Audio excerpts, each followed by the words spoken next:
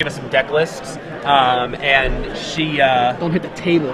What? No. Okay, so here we are. We're going to be on this thing now. We've got Dave Shiels and Jacob Van Lunen. It appears like... Dave's no stranger either to the to recent tournament success. Dave Shiels is playing. He did pretty well Callblade. he did pretty well at a recent GP, where there happened to be 32 Jaces in the top 8. Yeah, JVL is playing. I think the same deck we saw last round that from looks like a Darkblade list, or a this is the no Squadron no Squadron Hawk. So it still can be called Darkblade because there's no Caw, but I'm telling you, after Darker Blade. After this weekend, man, everyone's gonna see what's up with the Stoneforge Mystic. We'll talk about We'll get into it. I'm dying to get into it, but so to sum up our storyline talk, they did a fantastic job of stretching Phyrexia all the way through storylines that you didn't even realize they were connected to. Like when you read Mirrodin, you didn't even realize really exactly that Phyrexia had anything to do with it. There was like one line in it about Phyrexian oil.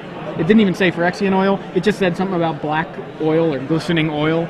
And I remember going, oh, what does that mean? And then you read the rest of the book and you forget about it. It's just this kind of subtle thing, and they just don't even reference it. The whole block, the whole thing, all the way up until, That's so awesome. Scars of Mirrodin. Guess what? That little line that was in the first Mirrodin novel actually was significant. So they did a really good job of that. And unfortunately, I think for the recent novels, they've really been driving it into the ground. From what I hear, I heard that the new one isn't that bad, though. Really, I've heard the new one's terrible. It's got like 1 star on Amazon or really? something. And, it doesn't make sense, I've heard. So. It was from somebody who likes magic, though, so I was really hopeful that... Yeah, well, I know, I think, wasn't Nguyen reading it? I don't know. I think it might have been Nguyen. Right. So, anyway, if you are interested in reading those, start with The Brothers' War. The Thran actually came out. The book, The Thran, even though it's a prequel, actually came out after the Brothers' War, the Artifact cycle. So, or I guess it came out after the Brothers' War at least. So you can definitely read that late rather than worrying about it. So we're in the action here. JBL. Yeah, go ahead. Jacob Van Loon's going to start with a Despise. Yep, right off of it. We're going to see an Island, Inkmoth, Nexus, Plains, Mana Leak, Stoneforge Mystic, Batterskull, and a Dismember, I believe that is. Is that correct? Unfortunately, he did not have the mental misstep for it. Very true. He very well he doesn't play it, but there's. Looks like these guys are going to kind of force mental misstep to be a player in Standard. Huh? That's actually one of my notes here. Does mental misstep see Standard play? See above 1 casting cost discard spells is actually my note here. So that it's starting to look like it's. I mean, if you want to fight those kind of things, but then do you weaken not necessarily weaken your entire deck, but do you really want to play that just to fight the discard spells? Or doesn't seem bad against Goblin Guide either, though. True. Sure would be a blowout. Looks like Shiels had to discard his Stoneforge Mystic. Jacob's going to preordain here. Shiels just went with Island and passed the turn. Jacob playing the preordain and goes with a turn 2 Swamp, and looks like we're going to see an Inquisition, I think. I mean, I can't imagine what else he's tapping that Swamp for, because I don't see anything else in his hand that's black. Changed his mind, yeah. I think that was right, because he knows what's in David's hand, and I think he may want to save it. Fortunately for us this weekend, with all of these discard spells going around, so do we. We're going to actually be able to see what's in people's hands this weekend. Yeah. It's like I was going to keep putting them on the table. Yeah, that's a good point. Sorry, I kind of looked away for a second and missed what you said, and then I realized it. And there's the Inquisition, so...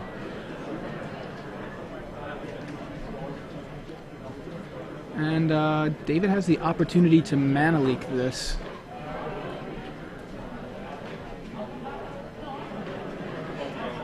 Is that a Spellskite in David's hand? Which may... That would be a cause for the Mana Leak, yeah. Right. I didn't see much other reason to Mana Leak. Yeah, I'm not even entirely sure. Take Batterskull, again, only costs 2 in theory. Right. Jacob's going to play his Seachrome Coast, and he's going to play Stoneforge Mystic.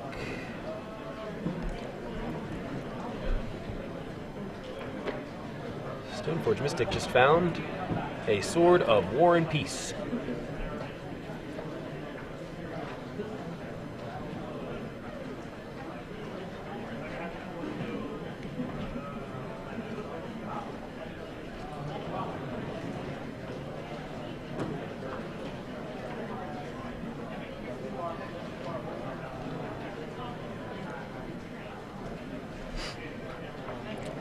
David just drew a Spell Pierce. Yeah.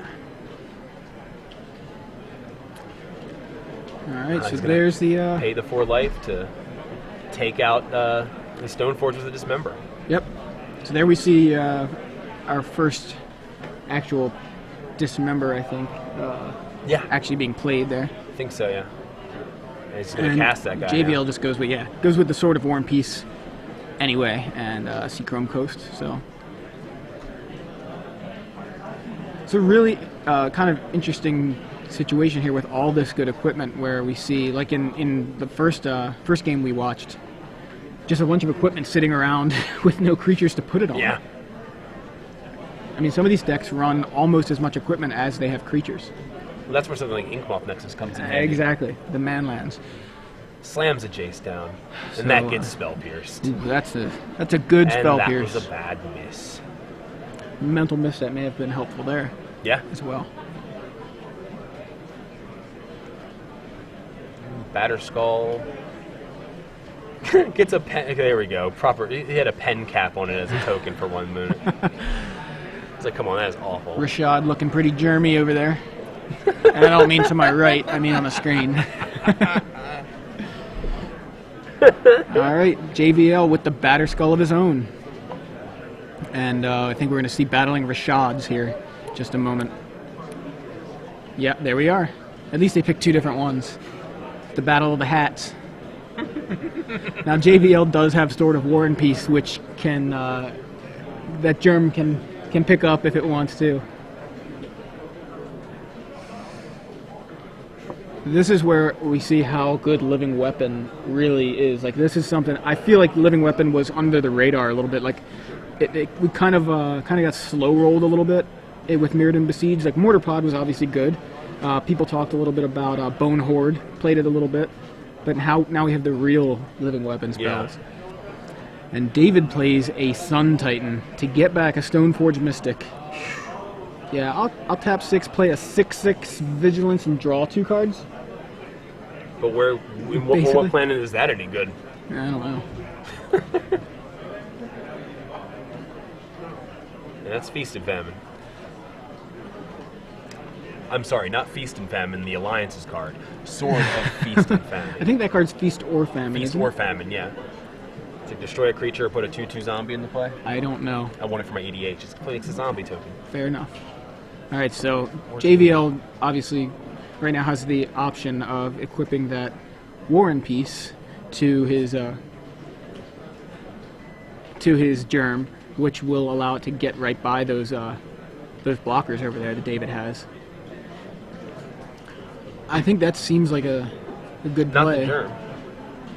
Oh, that's right. Yeah, that's right. I'm sorry. The Germ's black. You're right.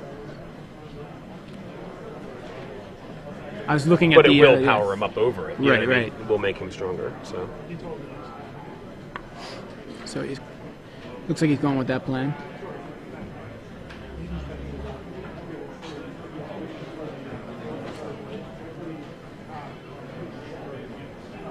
Man, if he had a Helm of Chetsuk right now, he could give his Stoneforge Mystic banding with his Sun Titan.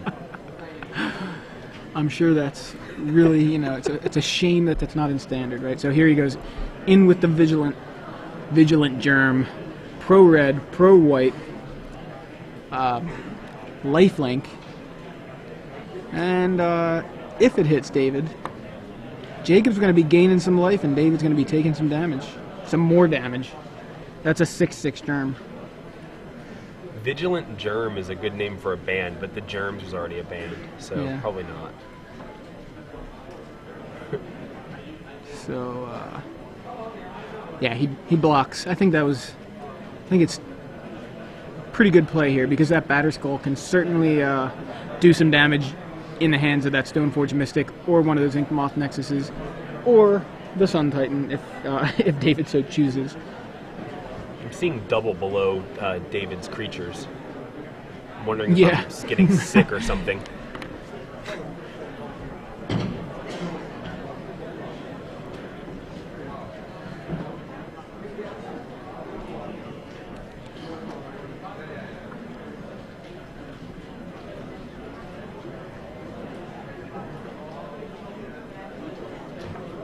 Okay, so he blocked with the Germ. Yeah.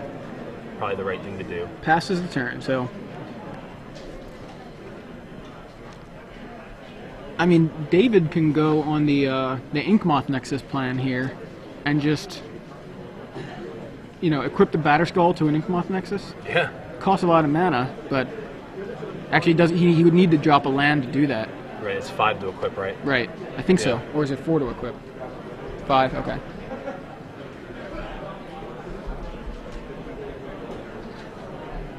Yeah.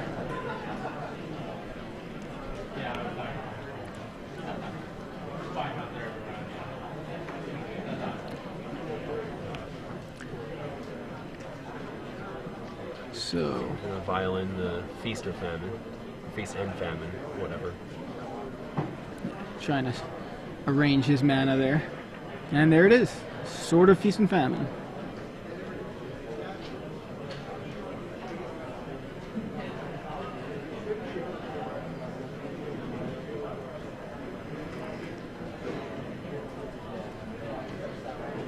Yes. He's going to slap it on the Sun Titan and swing right back. Oh, okay. Nice. Activates the Inkmoth Nexus. He's going to the Inkmoth Nexus plan here.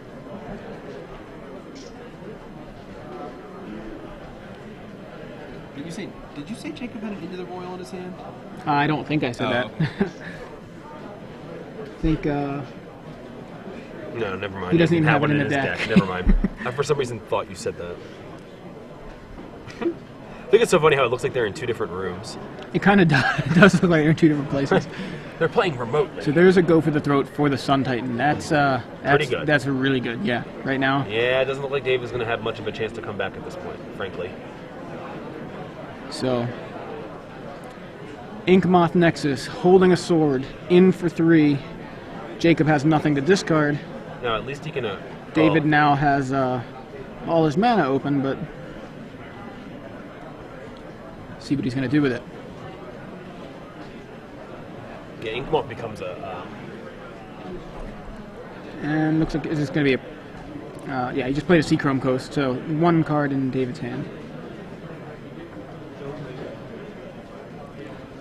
Somebody asked on Twitter why he returned the Sword of Feast and Famine to his hand instead of the battlefield. Sun Titan returns to the table, not to the hand. He returned the Stoneforge Mystic to the battlefield. Right. And searched up the sword. Searched for a Sword of Feast and Right. Famine. Right.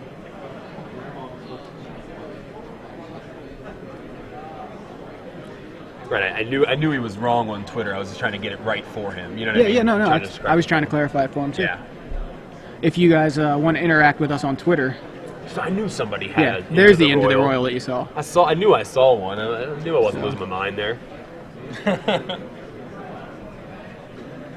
So bounces the Germ token. Interesting choice there, but that keeps Jacob off of a creature because he knows Jacob doesn't have anything in his hand. It's empty-handed, no creatures. Right. So bouncing the Germ token actually makes those the Batterskull and the Sword of War and Peace pretty ineffective. Obviously, looks now like he can Jacob. always return the Yeah, Batterskull. he can, yeah. Which is he's got the 3 mana available now. Jacob top decks a Sword of Feast and Famine and drops it onto the table. So Jacob empty-handed with 3 equipment, the 3 equipment in Standard: Sword of Feast and Famine, Sword of War and Peace, and Batterskull, but no creatures to equip to, no manlands either on Jacob's side. David, on the other hand, has 2 Inkmoth Nexi. If any of you guys want to give me your opinion on which exactly of those is correct, feel free to tweet at us on Twitter at SCG Live. Oh, here we go. He's going poison on it. He's got to do something. David now with the Infect plan, getting in with 2 Inkmoth Nexi, one of which is equipped with Sword of Feast and Famine. In addition to those, David has a Stoneforge Mystic on the battlefield and a Batterskull, and now just landed a Jace the Mind Sculptor, really putting Jacob in a scoop position here. Not looking good for Jacob. So it's funny, you thought David couldn't come back after that Sun Titan, and that equipment makes a huge difference. With those Inkmoth Nexuses, the equipment makes any manland... Manlands are already good. Manlands have historically been good. Yeah. Mistress Factory, all the way, look at the Urza's Legacy manlands, like Tree House. Tree. I can't remember the name of the land. The green one. Treetop Village. Treetop Village. Yes. I'm like Treehouse. Treehouse. Urza's Treehouse. Exactly. So Urza's Legacy had Treetop Village, Fairy Conclave. Those guys obviously saw some play. And now a World Wake brought us a whole new level of manlands with, the Creeping Tar Pits, the Celestial Colonnades, both of those guys being huge in the Cawblade and Darkblade decks.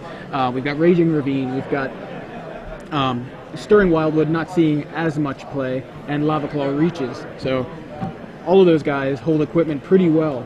The only question is, do you have enough mana to do it?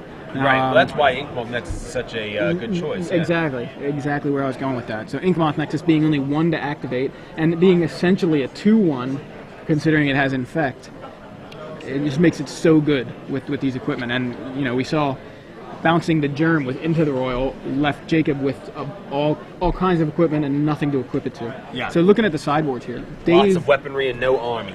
Yeah. So Dave has in his sideboard 3 Celestial Purge, 2 Day of Judgment, 2 Journey to Nowhere, 2 Divine Offering, 1 Volition Reigns, 1 additional Batter Skull, a Jace Beleren, a Deprive, and 2 Flash Freeze. Looks like obviously the Purges are there probably for the Splinter Twin combo. Just wanted to note that card is starting to see a lot more play. Yes, it is. People more fearing the Splinter Twin combo decks. It's not just for red decks or vampires anymore. Yeah. Or junk. But it can remove a Germ if as long as it's not wearing a Sword of War and Peace. Mm-hmm. True. It can remove a Nighthawk. It sure can. May actually have gained in value here with more people playing heavier black. It can remove a Creeping Tar Pit. So those are some options for Celestial Purge. Not sure if he wants to bring those in here, but it's certainly a possibility. Some Day of Judgment, Journey to Nowhere. The Divine Offerings definitely want to come in. That's a card. It looks like in his main deck he's not running any sort of. I'm trying to look here. Any sort of artifact destruction. So I feel like Divine Offering is very much main deckable right now. I mean, so many decks are playing the equipment. It seems like why wouldn't you just main deck it and you have an option to sideboard it out if you're playing against something that isn't playing equipment. But it seems like right now there's so much equipment around. It's worth main decking. Maybe if you just main deck one and then sideboard the other, or sideboard any more that you want. Which one? The Divine Offering. Yeah. Any kind of artifact destruction. Yeah, I think that.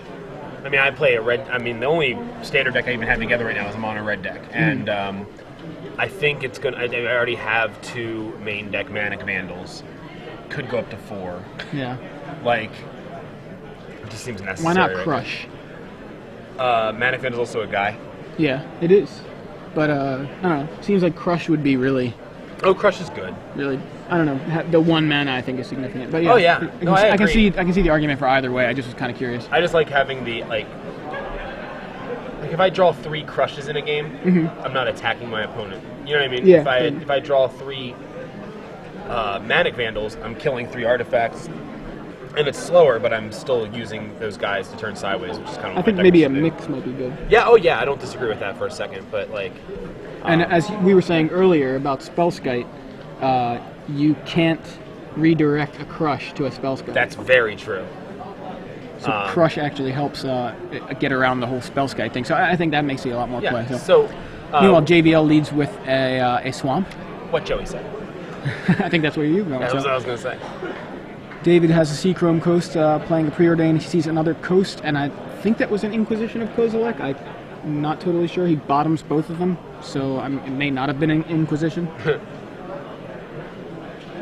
May have been. I'm just suddenly decided that card is not necessary in this matchup anymore.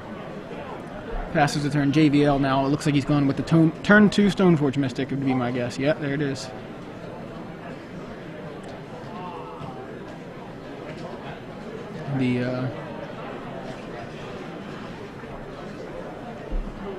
Alright, the Mystic. Gonna go digging for some Sword of War and Peace. Swords. Is that what you think? Sword of War and Peace? I think I agree with you.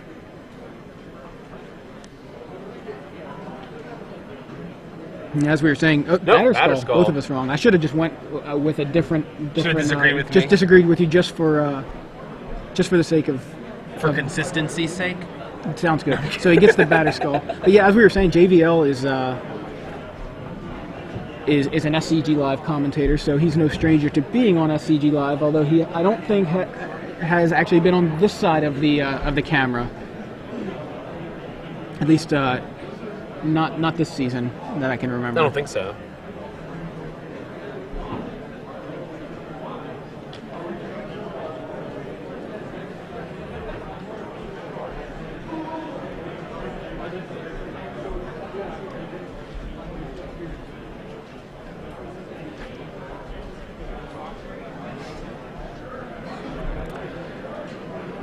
So David drops a Celestial Colonnade, passes the turn back to Jacob. Jacob drops a Marsh Flats, cracks it, and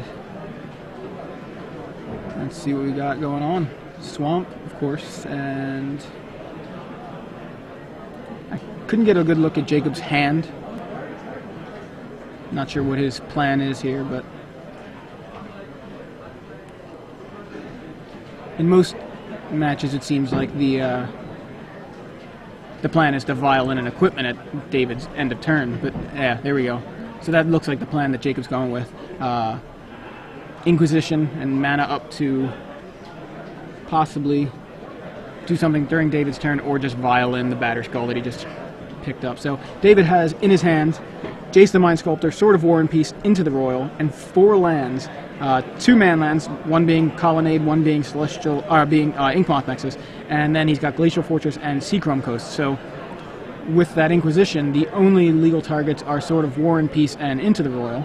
I think he probably wants to take the sword. Yeah, I would say so.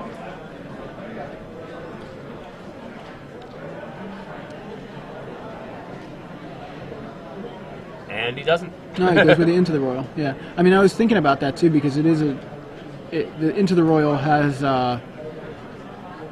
gives him the option to kind of set Jacob back, set him back pretty much by bouncing the. But again, though, he's got the Inkmoth Nexus and he has the equipment. Yeah. You know what I mean? With a Batterskull on the ground, he's just going to keep flying over for 3 in effect every turn. Good point. Or once he gets to, a lot of mana, which obviously he's shown in his hand that he has the mana, he's going to eventually start doing it with a Colonnade. So now Jacob vials in a Batterskull in response to David's Sword of War and Peace. And there we have Rashad. I think Rashad's seeing a lot more play in Standard with these living weapons. At least on SCG Live. Alright, so JVL looks like he's getting in with... Oh, he just cracked the fetch land. Doesn't like the artwork on that swamp. No, just kidding. Decides to go for plains instead.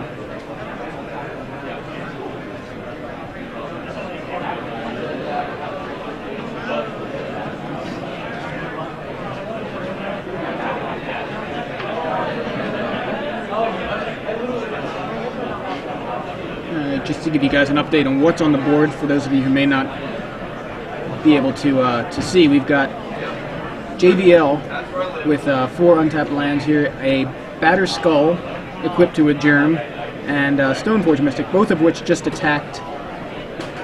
There's our Spellskite. And now we have our first Spellskite, courtesy of JVL. David, on his side of the board, has an Inkmoth Nexus, a Celestial Colonnade, and a Seachrome Coast, and a Sword of War and Peace, kind of waiting for something to pick it up.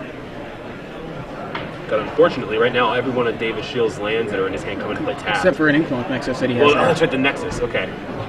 So he can drop Nexus, activate his other Nexus, equip his other Nexus, and get in if he so chooses. We definitely need to get some cupcakes. Just realized that.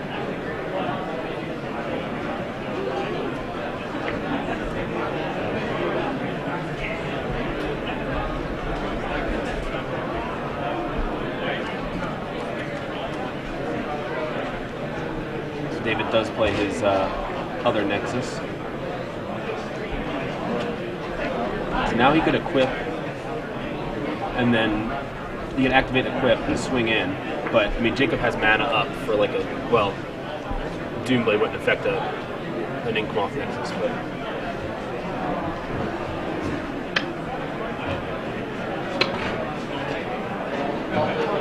but he's going to go. He's going for it,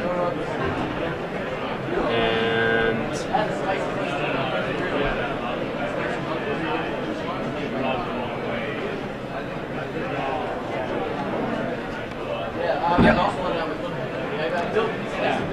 All right, so there's a divine offering for David's Sword of War and Peace.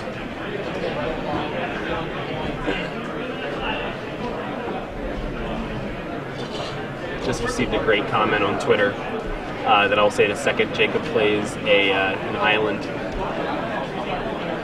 coming in for 5 again.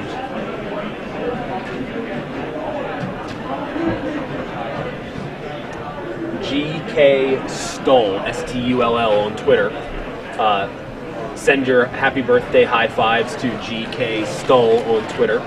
It says, not a bad birthday so far. Soccer team wins the FA Cup, now being punned to death by commentary team. Oh, and cake. So, hey, hope you're having an awesome birthday so far. David drops Jace the Mind Sculptor. See, now your birthday plug will be on the recording that you can go back and show people. That was the point. And a Brainstorm from David. Sees 3 lands, I think? I think so, Wow. yeah, that's brutal. He's got Bellerin and then just a bunch of lands. Wow, is that a sword? What is that? I'm trying to tell what was behind that. This looks like a rough day for David, or at least this game seems rough for David. Of course, I said just that last really game flooded. too. Yeah, I know. And he came right back and won, so. But right now he's got a bunch of lands and a dead spell, and I thought he had a sword in his hand, but I kind of don't think it was a sword. He has a whole lot of no fun in his hand right now. All But he's up so the game. JBL looks like he is possibly vialing something in.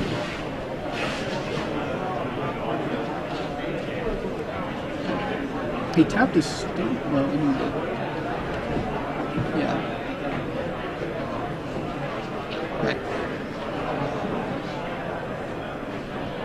Okay. So he's trying to get some more equipment here. He bounces his own Stoneforge.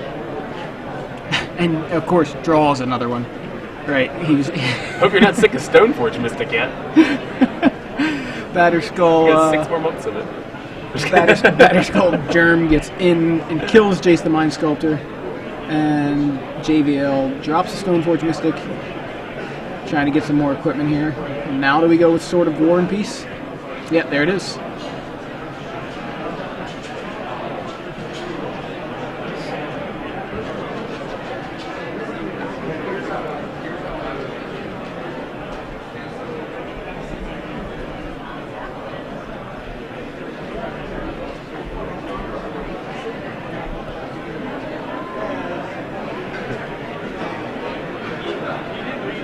I don't know what Jacob's shaking his head for. He's at 33 life. Yeah.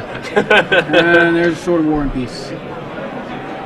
For the full 3, obviously, with the can't vial it in yet. Figures may as well pay for it now. Pay full price. I think it's still a bargain. Yeah. David just flooded entire. He brainstormed with Jace and has no way to shuffle away at the top. Yeah, I think what I thought was a sword is actually an island. Great. So there's a Jace Bellerin. At least he can get a little deeper into his deck if JVL lets him. He should go for the decking strategy at this point. Yeah, Start right. +2 in Jace. Draw a Seachrome Coast. He does have the colonnades now, so he's got a lot of manlands that he can start to use if he wanted to. So by the time he gets them attacking. active, this guy's going to be Meanwhile, pro-white. he's dead. Yeah. Meanwhile, JVL just has guys all over the place. So, in for another poison. JVL just 20% sick right now.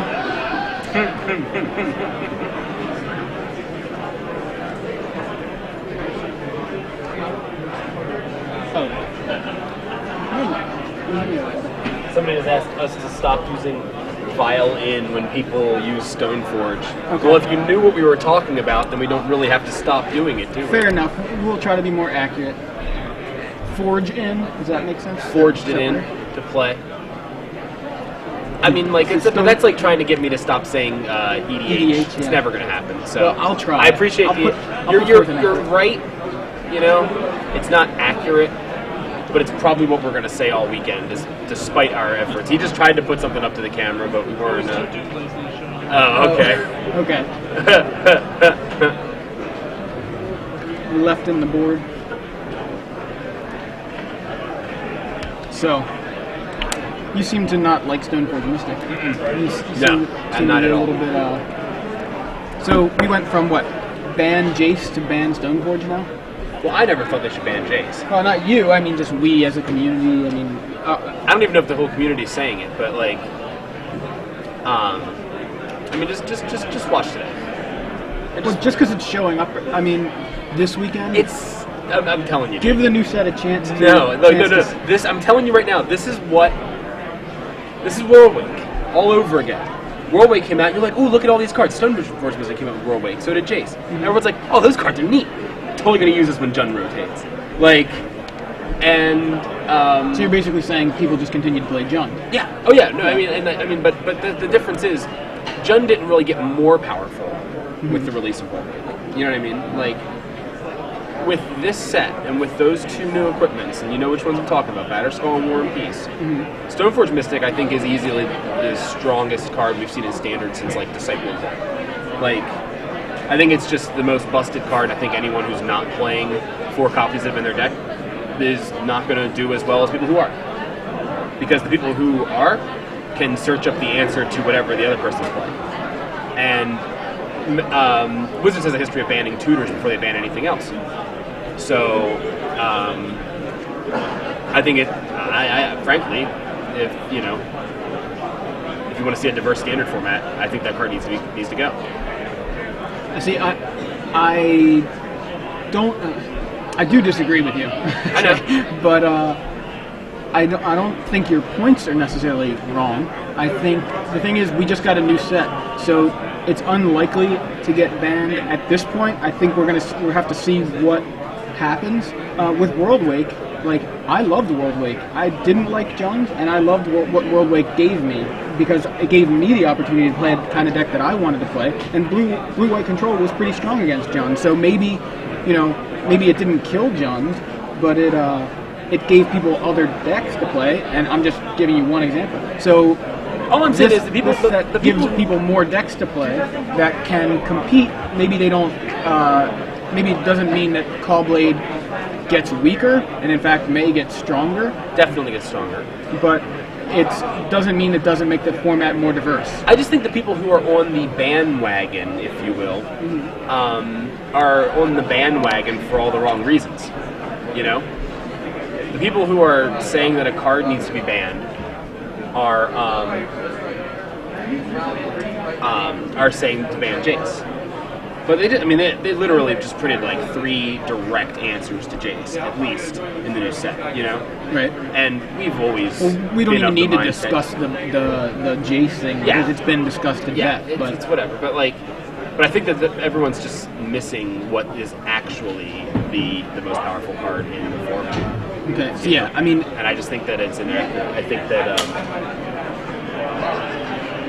I think while I see your points and it is obviously a strong card, and I won't be surprised if it gets banned, I think it's very likely that, like, right now we have a whole new set, and by the time the format shakes out with the new set being incorporated into it, It'll be- another new set will be about to come out. no, but So- I'm saying by the time the format actually shakes out, like with the new set being relevant, will be in October.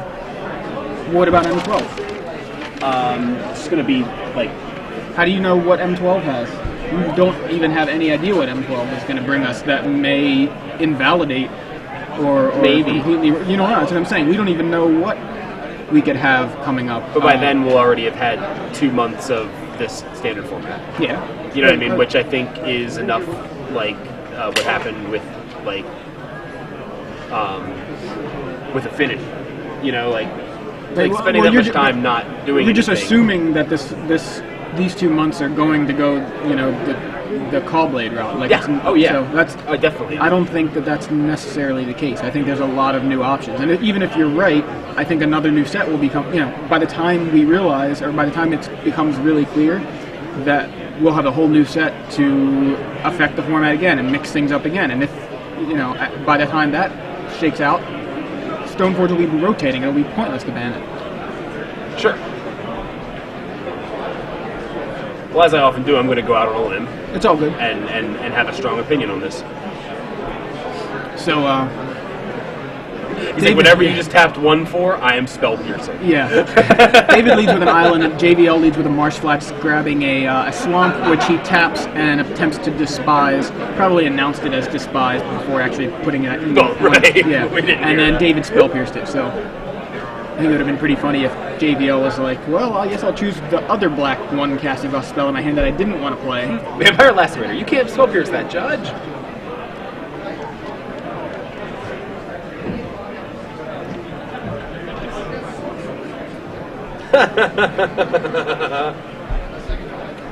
Chewy from the Mana Pool podcast, which is an awesome podcast, says, can't pull myself away from SCG Florida coverage by SCG Live with the MTG Taps crew. Have stuff to do today. Curse my metal body.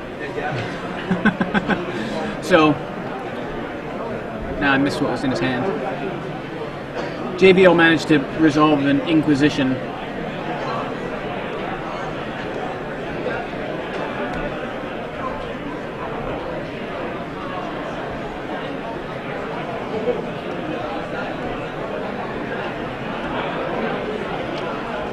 David now with a Stoneforge Mystic, grabbing a Batter Skull.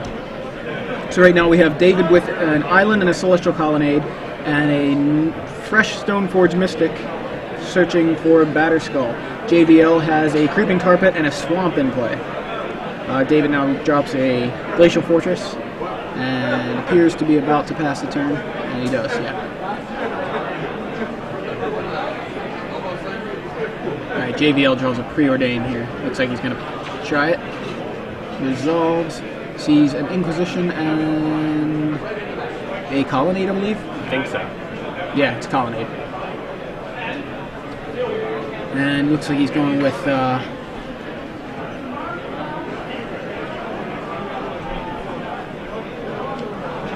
bottom.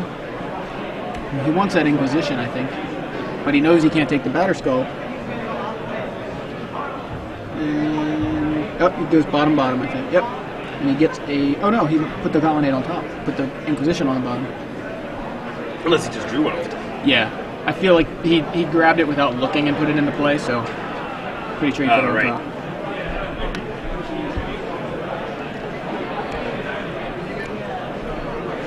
Didn't realize his hand was light on mana. Or that he needed the Colonnade, so... And David goes with a Jace the Mind Sculptor. So again... Here he's better than all. Yeah.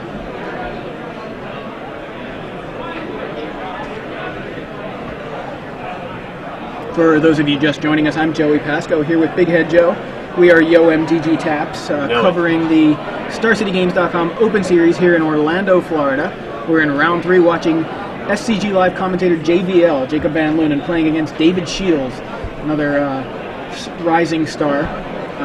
Not David Shields from Love and Rockets, but Not at all. So these guys are playing something of a mirror match, although David is playing more kind of common sort of Darkblade, while JVL is playing a heavier black version of Darkblade, cutting the Squadron Hawks. JVL resolved the Jace Bellerin to Legend Rule David's Jace the Mind Sculptor, but David just follows up with a second Jace the Mind Sculptor. So on David's side of the board, we have 2 islands, a Colonnade, a Tectonic Edge, and a Glacial Fortress, which is currently untapped. Stoneforge Mystic, which I think just got in for 1, and then a Jace the Mind Sculptor, which I think is the key card right now. JVL with only 3 lands in play, and now a 4th with a Seachrome Post. just played, gets a Vampire Nighthawk. Now this is a different kind of hawk. This is the hawk that replaced the Squadron Hawks. Yes. Another strong card, not quite as much card advantage, but a much stronger creature. We saw earlier in an earlier round the Nighthawk holding a Sword of War and Peace, and that was pretty huge. Although, I mean, this seems to be a tough spot for Jacob right now because he couldn't just keep bouncing that. Yeah, I mean, Nighthawk. right, Jacob's in a tough spot in general. Yeah.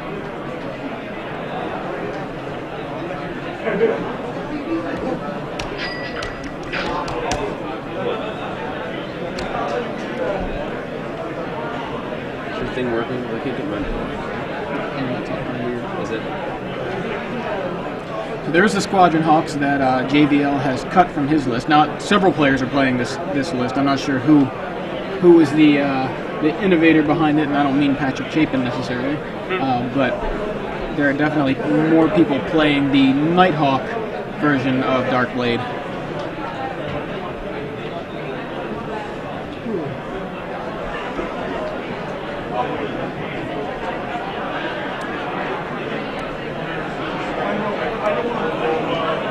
Creeping Corrosion seems like it would be a fun card to play right now. Not right now in this situation right here, but What does like that do? I mean, like in the past couple of games, we've seen like 3 artifacts on each side of the field. You know, at least seems like that would be fun. But So I believe JVL just tried to play a Preordain, and it may have gotten Spell Pierced. JVL with just a Jace Bellerin. Oh no, it resolved. Okay. I see it. What looks like a Spell Pierce over to the bottom of David's screen. Does that look like Spell Pierce to you? I thought that's what happened. Maybe it's into the Royal. But that doesn't make any sense. I don't know. So Hey, at least I JVL got it right. Who preordains has into- the Royals this time? JVL preordains into a Stoneforge Mystic, which he promptly plays, resolves, and gets what looks like a Sword of War and Peace beyond that glare. Kind of see a little strip of the card there.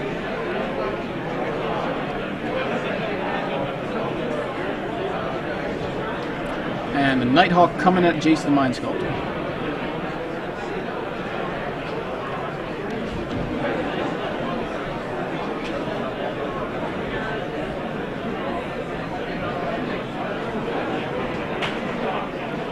David looking a lot better than he was last game, where he was entirely mana flooded.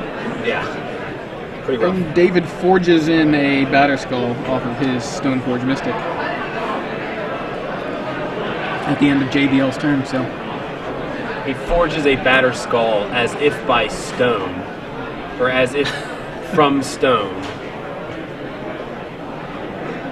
Mystically forges All right. a Batterskull from stone I at the end of turn. I think you're fine with just Forge. I was fine with Vile until we got corrected.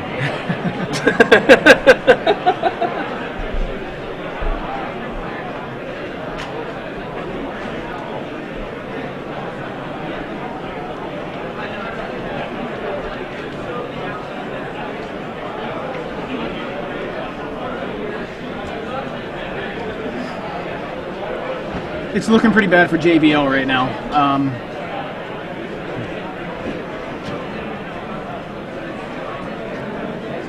He's got, on his side of the board, he's got Stoneforge Mystic, a tapped Vampire Nighthawk, and he's tapped out his Seachrome Coast, Swamp, and Celestial Colonnade, all tapped right now. On David's side of the board, however, 6 lands, all untapped, a Stoneforge Mystic, a Squadron Hawk, a Batterskull equipped to a Germ, and a Jace the Mind Sculptor. About half of which would be pretty good right now in considering Jacob's side of the board. But he's just brainstormed off of his Jace, and Batterskull. Looks like Batterskull's coming into Rumble, and David's trying to determine what else he wants to. He can always activate a Colonnade too. Yeah, he's got enough mana to activate a Colonnade. 9 right now. Get through. Looks like he just went with the Batterskull.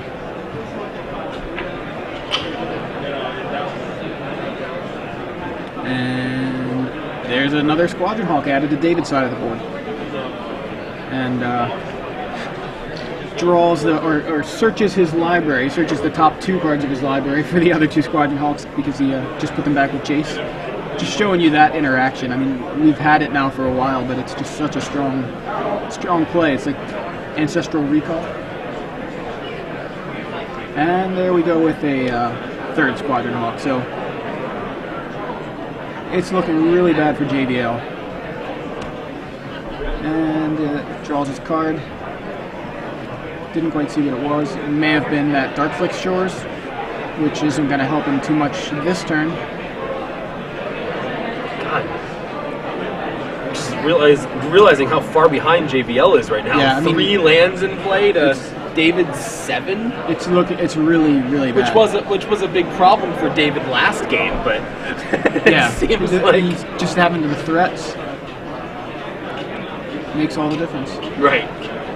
I mean, it's just lands, then it's not as threatening as if it's lands and lots of other stuff.